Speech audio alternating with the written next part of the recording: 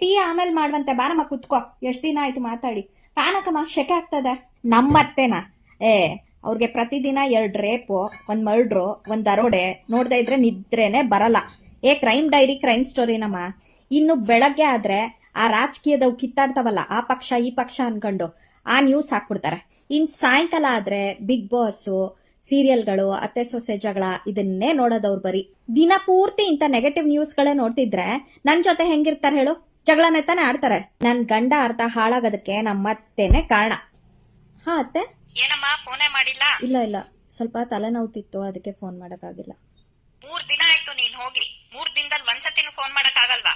ಇಲ್ಲ, ಸ್ವಲ್ಪ ಹುಷಾರಿರ್ಲಿಲ್ಲ. ಸರಿ ಹುಷಾರು. ಯಾವಾಗ ಬರ್ತೀಯಾ? ನಾಡಿದ್ ಬರ್ತೀನಿ. ಬೇಗ ಬಾ. ಮತ್ತೆ ಹುಷಾರಿಲ್ಲ ಅನ್ಕೊಂಡು ಅಲ್ಲೇ ಇರ್ಬೇಡ, ಸರಿನಾ? ಏನು ನಿಮ್ಮಮ್ಮನ ಮನೆಗೆ ಹೋದ್ಮೇಲೆ ಫೋನೇ ಮಾಡಿಲ್ಲ ಅಂತ ಕೇಳಕ್ ಫೋನ್ ಮಾಡಿರೋದು. ಅಲ್ಲ 20 ಸತಿ ಫೋನ್ ಮಾಡಿ ಏನ್ ಮಾತಾಡಕ್ಕಿರುತ್ತಮ್ಮ? ನನ್ಗಿಬ್ರು ಹೆಣ್ಮಕ್ಳು ಇರೋದಕ್ಕೂ ನಾನು ನೋರ್ಗಿತಿ ಗಂಡು ಮಗು ಆಗಿರೋದಕ್ಕೂ ಮನೇಲಿ ಸೀನೇ ಚೇಂಜ್ ಆಗೋಗ್ಬಿಟ್ಟಿದೆ. ಅದ್ ಏನ್ ಗಂಡು ಮಗು ಅಂತ ಸಾಯ್ತಾರೋ ನಂಗಂತೂ ಅರ್ಥ ಆಗಲ್ಲ. ಗಂಡ್ ಮಕ್ಳಿಗಿಂತ ಹೆಣ್ಮಕ್ಳೆ ತಾನೇ ಚೆನ್ನಾಗಿ ನೋಡ್ಕೊಳ್ಳೋದು. ನಿನ್ ದೊಡ್ಡ ಮಗ ಏನಾದ್ರು ನಿನ್ಗೆ ಅಮೆರಿಕಾಯಿಂದ ಒಂದ್ಸತಿ ಫೋನ್ ಮಾಡ್ತಾನೇನಮ್ಮ? ನಾನೇ ಪದೇ ಅಪ್ಪ ಅಮ್ಮ ಅಂತ ಪ್ರೀತಿ ವಾತ್ಸಲ್ಯ ತೋರ್ಸೋದಕ್ಕೆ ಓಡ್ ಬರೋದು. ಇಷ್ಟೆಲ್ಲ ಜಗಳ ಮಾಡಿದ್ರು ನಮ್ಮ ಅತ್ತೆನ ಚೆನ್ನಾಗಿ ನೋಡ್ಕೊಳ್ಳೋದು ನಾನೇ. ನನ್ ಗಂಡನ್ ಜೊತೆನೆ ಜಾಸ್ತಿ ಜಗಳ ಮಾಡೋದ್ ಇವ್ರು. ಪಾಪ ನಮ್ಮ ಅತ್ತೆನ ನನ್ ಗಂಡ ಎಲ್ಲೂ ಕರ್ಕೊಂಡ್ ಹೋಗಲ್ಲಮ್ಮ. ನಾನೇ ಇನ್ನ ಅವ್ರಿಗೋಸ್ಕರ ಹೋಟ್ಲಿಂದ ದೋಸೆ ತಗೊಂಬಂದೆ, ಇಡ್ಲಿ ತಗೊಂಬಂದೆ ಅಂತ ಪಾರ್ಸಲ್ ಆದ್ರೂ ತರ್ತೀನಿ.